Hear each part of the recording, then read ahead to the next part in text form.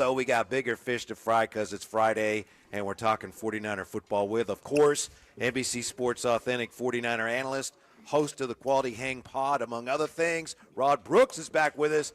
Welcome back, Rod. I know Kyle Draper is here. There are indications that you were hoping to discuss the matter of his ceremonial first pitch today. I mean, hey, man, I wasn't going to get into it unless it got brought up. But let me say this first.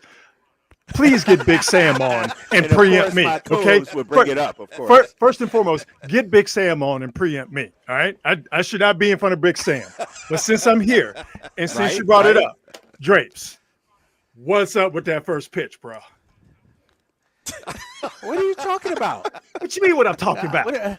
Dude, it was straight. It was a little high, but you got to understand, and when you are a media mogul or personality like me, you ain't trying to embarrass. I just went up there. You know what? I done did big things before. Let me just toss this.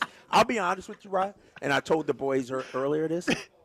He was closer than I expected. Everybody talk about, people don't understand how, and it was my first time, how far away. And so I went into my little move here, and I look up, and it's like, he's just like right there. So I just lob it up to him.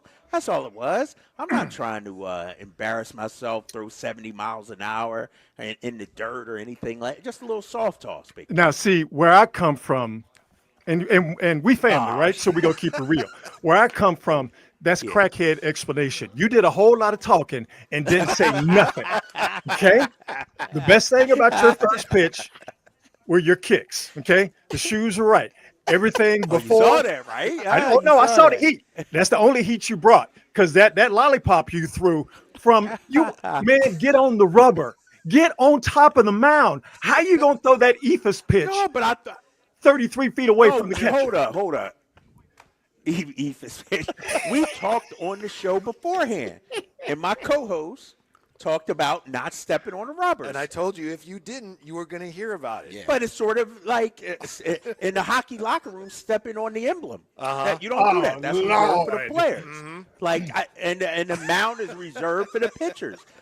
First of all, Luis Severino's already been complaining about the damn mound. You don't want to hurt yourself. I didn't want to mess it up or anything. Or hurt myself up. Right. Yeah. Because you getting on the mound. Here's the thing, Rod. Here's the thing. I'm listening. Here's the thing. This is what I'm going to say. And this is a lesson for all you kids out there listening right now. Don't listen to peer pressure. I'm secure enough in myself, Rod Brooks, to just go up there and wing it. You know what I mean? I'm not nervous. I'm not up there, man, I'm worried what Rod might say. Man, forget Rod Brooks. I'm going to just do my thing. So I'm secure enough in myself, kids, to just do me. Lesson. And that's a lesson to the kids. You know Don't what? let peer pressure influence you. I'm not even going to hold you. I did it one time at a Giants game. And I was not prepared for – I remember walking up the mound, and I'm looking at myself on the Jumbotron. So I'm freaking out, looking at myself in center field, as big as I've ever seen myself. And then I turn around, right? Because I gas myself up. I'm like, if I'm going to do it, I got to be on the mound. Because, I think I'm an athlete. So I'm on top of the mound, and I turn around, and it was like an optical illusion, because it seemed like the stands at Oracle were right in front of me. But the catcher, and I forget who it was, seemed like he was 100 feet away from me, and I absolutely panicked. Right? It's like I blacked out. So I'm giving you grief because you did the right thing, brother. Because when you do it wrong, it is a feeling that absolutely never leaves you. Exactly. See, look at that. Yeah, you got it there. But you don't remember who your catcher was, huh? No, it was like some third string guy. I mean, they weren't going to send out Buster Posey for me. Yeah, right. Yeah, right. Buster probably wanted to be out there, and they said, no. It's like, I got to catch Rod Brooks. I'm sure. I did it on a Wednesday afternoon against the Pirates. Buster wasn't coming out there for me.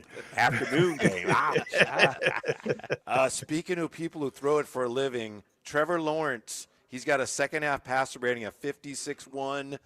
Brian Thomas Jr.'s got 28% of his targets. How many points, Rod, do you think the 49ers need to score to win this game Sunday?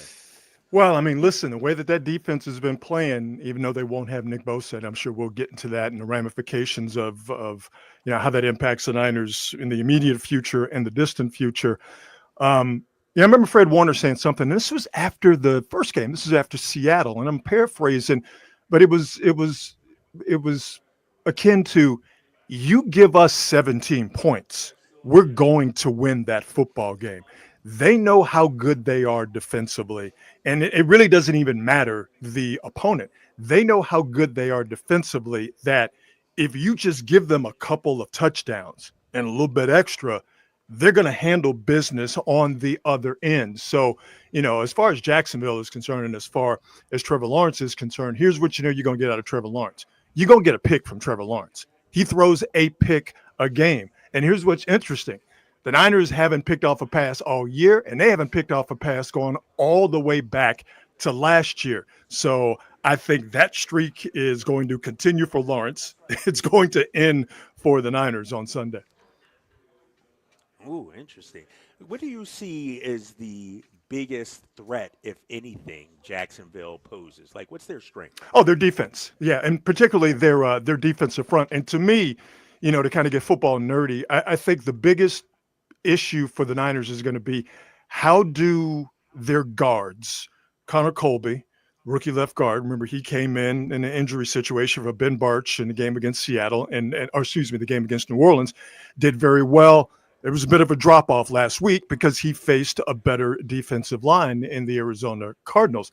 And Dominic Puni, who's been dealing with a knee injury, and he seems to be getting better. But the middle of the Niners offensive line has been problematic, particularly when it comes to run blocking. So for me, that's where the kind of the fulcrum of the game will be, so to speak, is that you've got to get better interior play. You've got to get better guard play from both of the Niners offensive guards.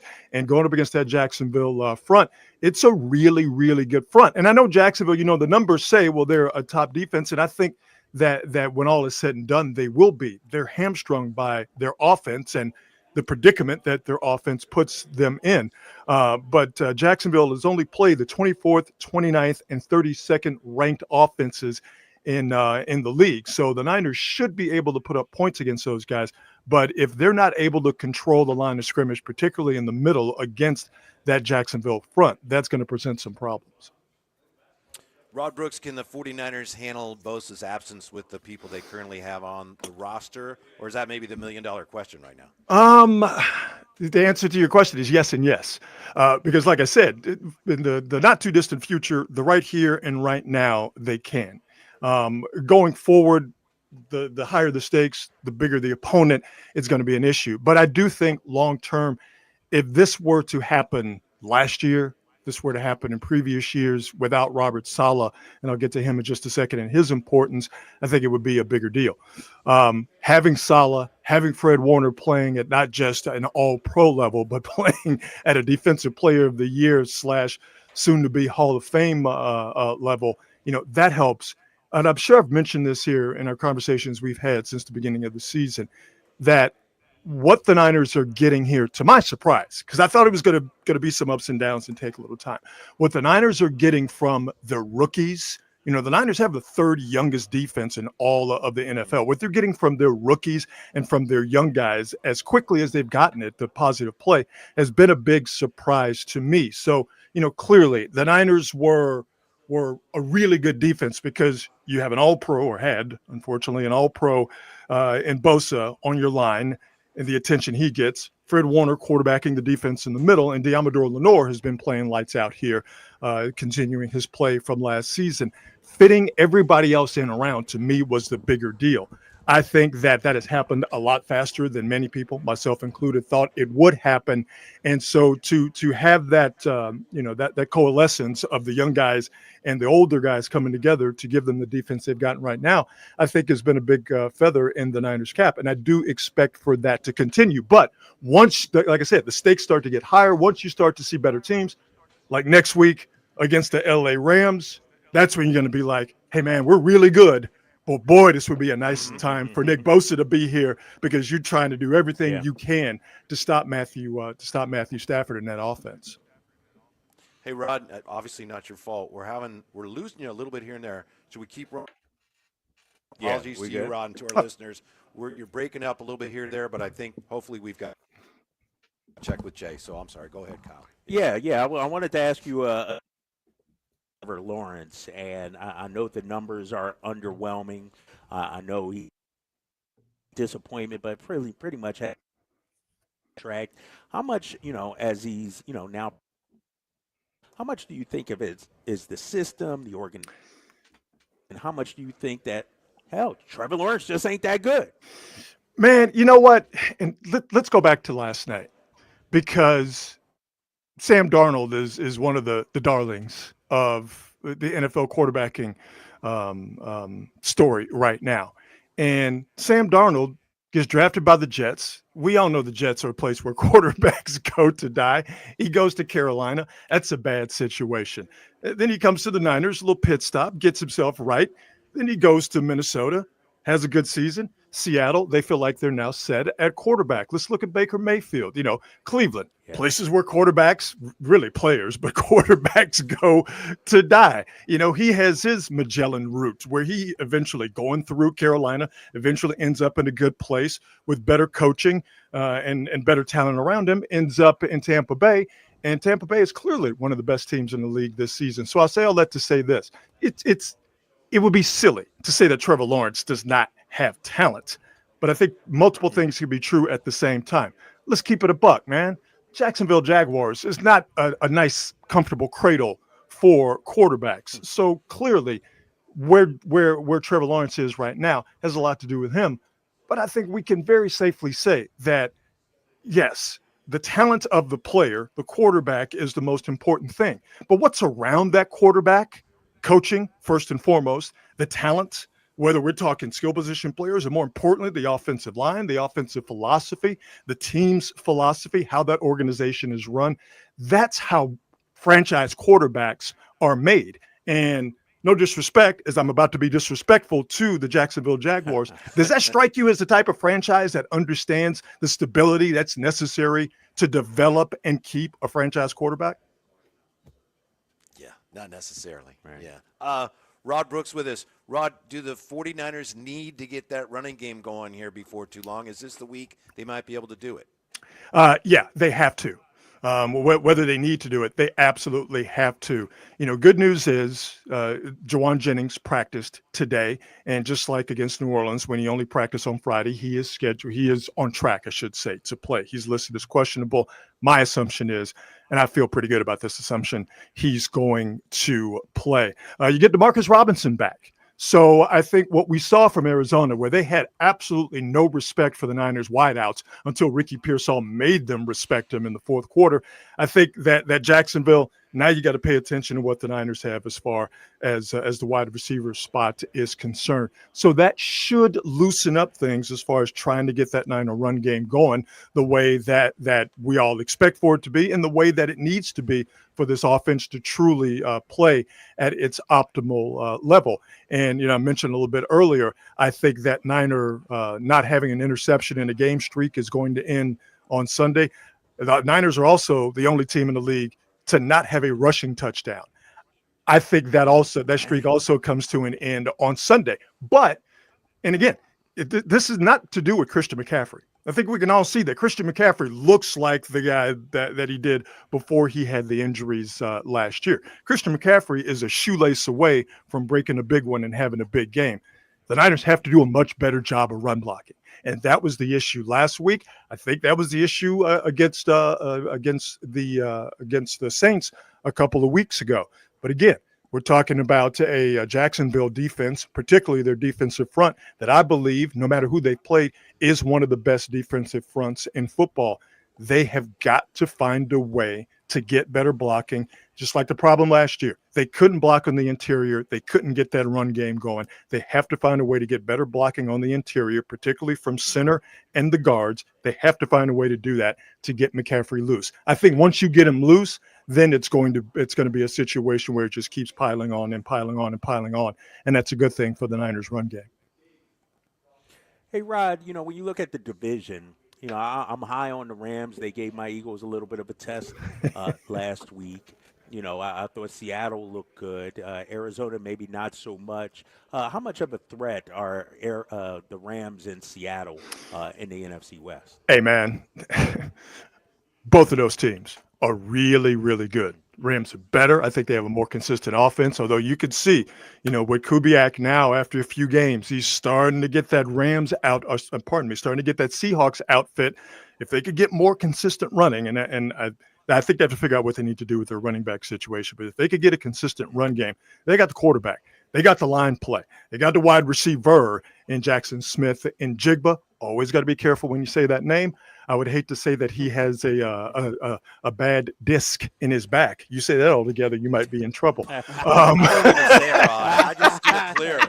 I just call him Smitty. I'm not going there. Homie that plays wide receiver for the that's him for the Seahawks. But no, that's a good Seahawks outfit. They're coming along offensively. They're really, really good defensively. I think looking back at what the Niners were able to do against them in the first game of the season, that is absolutely no joke to go in Seattle against that defense and come out with a win. Seattle's good. The Rams, until proven otherwise, are the best team in the division. And we're about to find out here, very early going, but we're going to find out here next Thursday night between the Niners and the Rams, who's really got it going here in the very early parts of the season. I think the NFC West is the best division in football. It contains very good quarterback play, very good coaching, very good teams, obviously, but specifically defensively. The Seahawks defense, as I mentioned, really good. Rams defense, good last year, good this year. Niners defense, good this year, improved off of last year, expected to continue to improve. And the strength of Arizona's team, as we saw last night, and as we saw when they played the Niners last week, is their defensive front. So, for the Niners, if they can get through this very early part of the season and get 3 wins against all 3, the division opponents, that would be absolutely huge. Yes. Rod, we always appreciate it. Always enjoy it. Before we let you go, since you're the seer today, and you see the 49ers coming up with their first interception of the year, who's going to grab it? Who's going to make that interception? I'm going to go with Marquise Siegel. I'm going to go with one of the rookies. Yeah, the Niners have been relying on their rookies on that defense. They have found a way, just like Bosa did when he was healthy, just like Warner has done. They found a way to make plays late. I'm going to go ahead and say Marquise Siegel is going to be that guy. All right. Jay, you have any thoughts on that? I love what Rod's talking about. He's a soothsayer, baby. Yes. Rod knows what you're talking about. Who's going to come up the interception? I got Fred Warner. You got Fred Warner? Yeah. Okay. Just Fred almost had one last week, except he and D. Winters collided. So that's a good one. That's a good one. Yeah. So we'll see. We'll see you on TV, Rod. Thank you very much. We appreciate it. Enjoy the game. We'll talk to you next week. All right, fellas. You have a great weekend. All right, Rod. Yeah. All right, man. Rod Brooks. Yeah, see, he kind of came after you a little bit.